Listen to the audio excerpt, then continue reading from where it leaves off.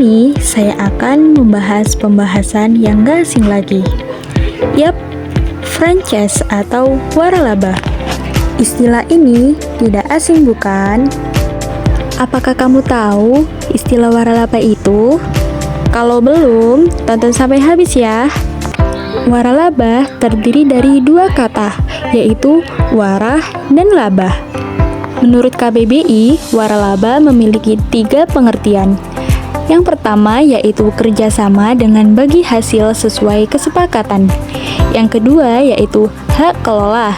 Dan yang ketiga yaitu hak pemasaran. Sementara itu, menurut Otoritas Jasa Keuangan atau dapat disebut dengan OJK, yaitu hak istimewa yang diberikan oleh suatu perusahaan kepada perusahaan lain atau perseorangan untuk menjual produk yang sama di tempat tertentu. Jadi, waralaba merupakan bentuk kerjasama bisnis di mana suatu pihak mendapatkan hak untuk memanfaatkan kekayaan intelektual dari pemilik atau penciptanya. Apa dan siapa pada waralaba? Yang pertama, franchisor, yaitu pemberi waralaba. Yang kedua, franchisee, yaitu penerima waralaba. Yang ketiga, franchise fee, yaitu uang muka yang dibayar sebelum franchise dibayar 1 kali, dibayarkan di muka. Dan yang keempat, royalty fee, yaitu uang yang dibayar setelah franchise beroperasi, biasanya dibayarkan setiap bulan. Jenis-jenis waralaba berdasarkan International Franchise Association atau IFA. Yang pertama, produk franchise merupakan kerjasama untuk memasarkan suatu produk untuk memiliki kontrol penuh, memberikan hak kepada pihak lain untuk menjual kembali produk dari pihak pembeli waralaba. Yang kedua, manufacturing franchise merupakan kerjasama untuk produk dan pihak franchisor di mana franchise bisa mengelola bahan baku yang sudah disediakan. Dan yang ketiga, business format financing merupakan izin pengguna merek, nama, beserta produk dan jasanya menurut cara penyajian, pelayanan, dan lain-lain sebagainya. Jenis-jenis waralaba berdasarkan produk yang ditawarkan. Yang pertama, waralaba produk merupakan penawaran produk atau menjual produk seperti makanan, minuman, dan pakaian. Yang kedua, waralaba jasa merupakan menawarkan atau menjual jasa seperti salon, bengkel, dan tempat les. Dan yang ketiga, waralaba gabungan merupakan menawarkan produk dan jasa sekaligus, seperti perawatan kendaraan dan juga menjual produk. Jenis-jenis waralaba berdasarkan lokasi asal. Yang pertama, waralaba mancanegara merupakan berasal dari luar negeri, seperti KFC, Starbucks, dan McDonald's. Dan yang kedua, waralaba dalam negeri merupakan berasal dari Indonesia sendiri, seperti Indomaret dan Alfamart. Sumber hukum bisnis waralaba. Yang pertama, Peraturan Pemerintah Nomor 16 Tahun 1997 menegaskan bahwa waralaba diselenggarakan berdasarkan perjanjian tertulis antara waralaba dan penerima dan dibuat sesuai hukum dan berbahasa Indonesia. Dan yang kedua, Keputusan Menteri Perindustrian dan Perdagangan Republik Indonesia Nomor 259/MPP/KEP/7/1997 pada tanggal 30 Juli tahun 1997 tentang ketentuan dan tata cara pelaksanaan pendaftaran waralaba. Dalil waralaba menurut Al-Quran dan Al-Hadits. Fatwa Majelis Ulama Indonesia tentang hak kekayaan intelektual didasarkan pada landasan surah An-Nisa ayat 29 yang berbunyi, A'udzu billahi minasyaitonir rajim. Bismillahirrahmanirrahim. Amanu la ta'kulu amwalakum bainakum bil batili illa an takuna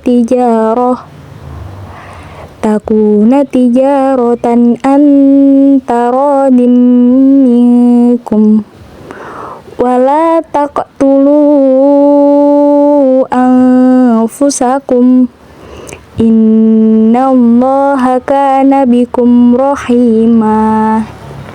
Artinya, wahai orang-orang yang beriman, janganlah kamu saling memakan harta sesamamu dengan jalan yang batil, kecuali dalam perdagangan yang berlaku atas dasar suka sama suka di antara kamu. Dan janganlah kamu membunuh dirimu. Sesungguhnya, Allah Maha Penyayang kepadamu.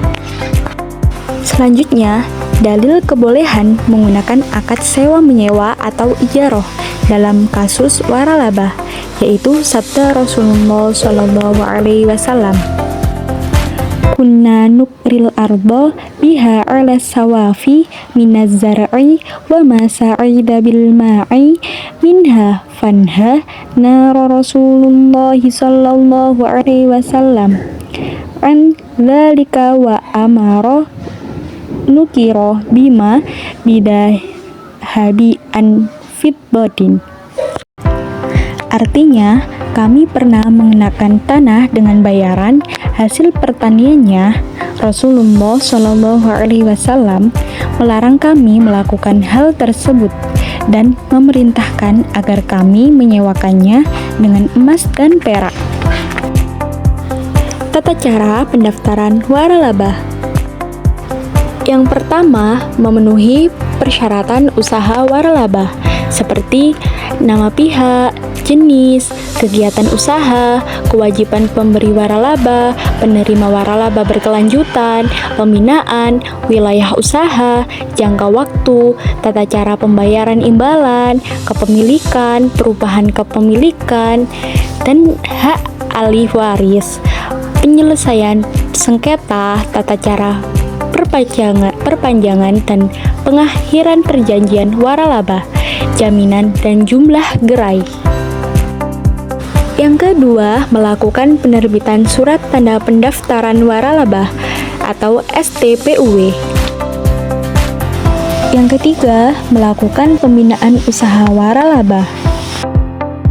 Dan yang terakhir, pelaporan. Pemilik STPUW wajib melakukan pelaporan atas perkembangan bisnis waralabanya dan melakukan pelaporan mengenai pengalihan, salah satunya pengalihan kepemilikan.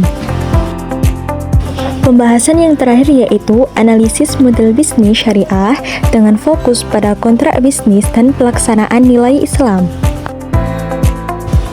Di sini, saya menganalisis bisnis waralabah yaitu Crunchy Molen Crash.